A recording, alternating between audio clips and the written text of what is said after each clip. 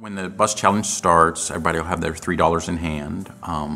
You'll be directed, the only directions we'll give is to where the first bus stop is, so you'll take off, walk there, and you'll be, get on, figure out a way to get to one of the mission partners, buying the bus pass with your $3, getting to the site, and then learning about that partner, and then turning around, coming back, but maybe making 2 stops probably on the way back. I'm really excited about the Amazing Bus Challenge because there's actually different layers to it. There's, first of all, just the experiential layer, which is going to let people of our congregation know what it's like to have to ride the bus or rely upon public transportation to get somewhere.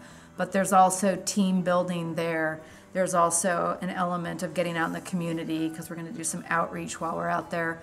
One of the stops that we're going to do will be at one of our mission partners, so you can kind of get a glimpse of what those different missions are.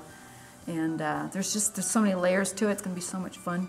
This is one of the best bus systems I have ever ridden. And I have lived in a half a dozen states and a dozen or more cities in my lifetime.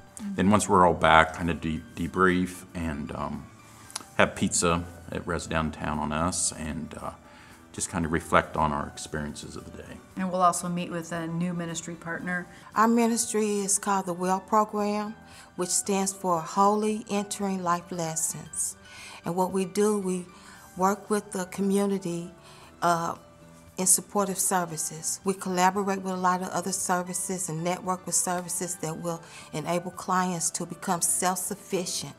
People that are homeless and poverty-stricken and have just a lot of other needs that the community can provide for them. They are a nonprofit that actually needs a lot of bus passes because they're helping people get back up out of difficult situations and back in home. We're hoping to take up a collection for some bus passes for those people.